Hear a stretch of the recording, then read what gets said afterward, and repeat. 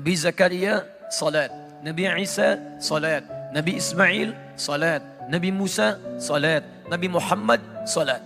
Nabi, Rasul, dekat dengan Allah, surga sangat terjamin, tingkat paling tinggi, tidak ada hisab untuk mereka. Mereka semua salat.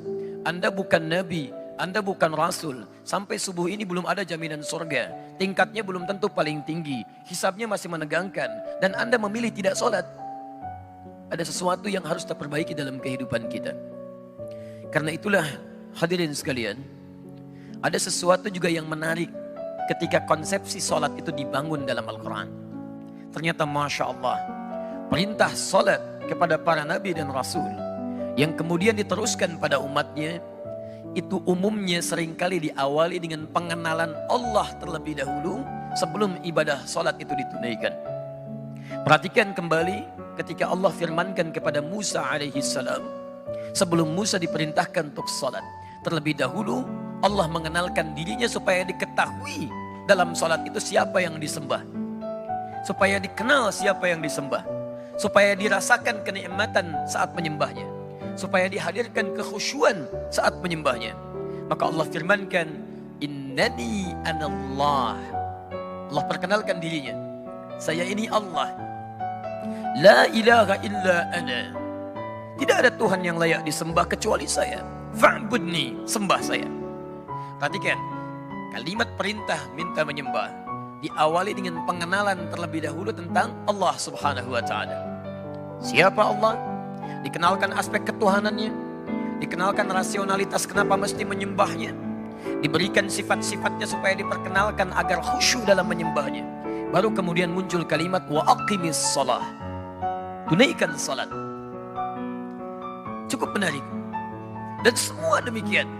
Bahkan fase salat di masa Nabi SAW, ini yang paling menarik. Sebelum diperintahkan salat, setahun sebelum hijrah ke Madinah Al-Munawwarah itu, dalam usia Nabi 52 tahun, setelah 12 tahun berdakwah di kota Mekah, ternyata perintah salat tidak langsung diberikan saat Nabi diangkat jadi Rasul, tapi justru diberikan perintah untuk mengenalkan Allah terlebih dahulu pada masyarakat hampir selama 12 tahun. Baru kemudian muncul perintah untuk menunaikan salat. Hadirin, inilah yang kita jadikan bahasan pada subuh ini. Mengapa kemudian Allah perkenalkan terlebih dahulu tentang konsepsi ketuhanan, konsepsi penyembahan, sebelum turun perintah untuk menyembahnya.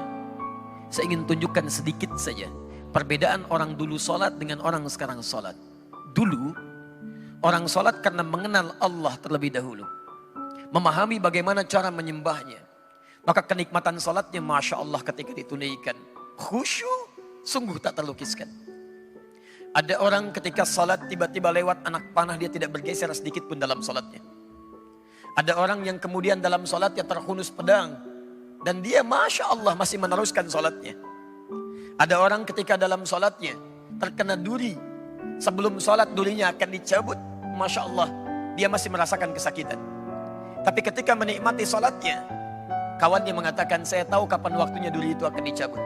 Ketika dia mulai bertakbir, kemudian durinya dicabut, Allahu Akbar, tidak bergeser sedikit pun, tidak berubah rona wajahnya, tetap dalam keadaan salatnya. Bahkan ada orang yang ketika mulai bertakbir, kisah ini nyata seluruhnya, dia mengucapkan Allahu Akbar. Abu Dawud nomor hadis 857. Fayaqulu Allahu Akbar. Maka dia bertakbir Allahu Akbar. Saat kalimat Allah diucapkan, itu bisa bergetar tangannya. Dan kata Nabi, orang ini masuk surga tanpa hisab. Pahanya tidak sebanding dengan amalan umat manusia. Bahkan beliau menjadi mertua Nabi. Bahkan beliau di antara orang yang sangat dimuliakan Nabi, sampai menemani Nabi, dipilih oleh Nabi untuk berhijrah ke Al-Madinah Al-Munawwarah.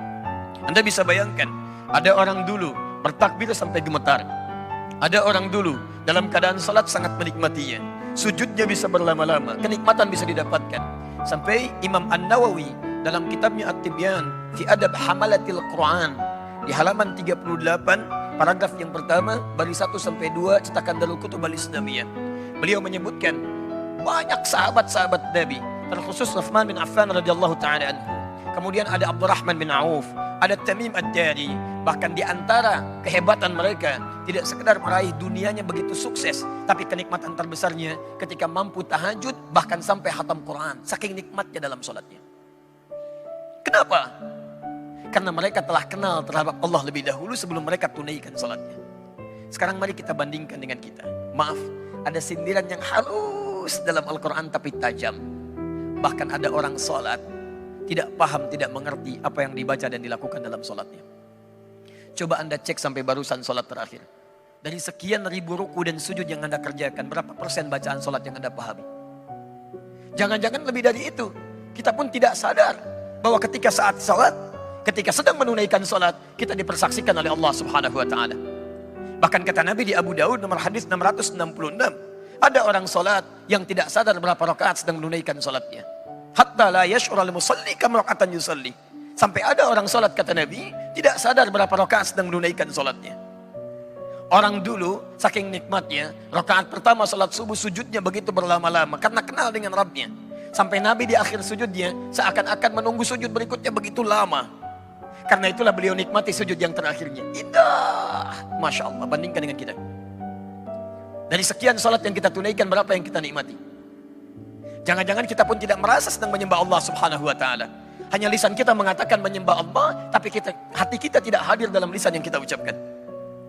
Karena itulah Bapak dan Ibu sekalian, ikhwah sekalian, penting kita ketahui dulu kemudian bangunan konsepsi mengenal Allah Subhanahu wa Ta'ala dalam hal sebelum kita menyembahnya, agar kenikmatan dalam setiap ibadah yang kita lakukan itu hadir dan melahirkan kekhusyuan. Karena itulah ibadahnya disebut dengan salat, terambil dari kata silah. Saya mohon izin. Bismillah. Perhatikan sini kata salat. As-salat ini bentuk tunggalnya. Seakar dengan kata silah. Kata dasarnya dari kata wasala yasilu silatan, kemudian jadi salat. Wasala yasilu silah, sesuatu yang sampai atau terhubung dengan erat. Hubungan yang erat yang sulit untuk dipisahkan. Silah. Anda pernah dengar istilah silaturahim? Silaturahim, hubungan kasih yang sangat erat, yang sulit untuk dilepaskan. Bukan saat kumpulnya. Ini seringkali keliru ini. Ya. Silaturahim itu terwujud bukan saat kumpulnya, tapi saat Anda berpisah setelah momentum pertemuan itu terjadi. Kalau Anda bertemu dengan kawan-kawan, Anda menyapa, wajar karena Anda melihat orangnya. Karena Anda berjumpa dengan sosoknya. Yang paling hebat itu setelah Anda berpisah, masih ada hubungan kasih antara Anda dengan kawan Anda, sehingga Anda mendoakan dia dalam kebaikan. Dalam sujud Anda doakan. Dalam doa Anda sertakan. Itu yang dimaksudkan hubungan yang erat, yang sulit untuk dipisahkan. Nah, hubungan yang melatih kita supaya terhubung dengan Allah erat dan sulit dipisahkan. Bukan hanya saat Anda terhubung dalam ibadah, tapi selesai ibadah Anda masih terhubung dengan Allah. Jalan ingat Allah, makan ingat Allah, minum ingat Allah, kerja ingat Allah. Maka ibadah yang melatih kita supaya terhubung erat dengan Allah, dirubah kalimatnya menjadi salat.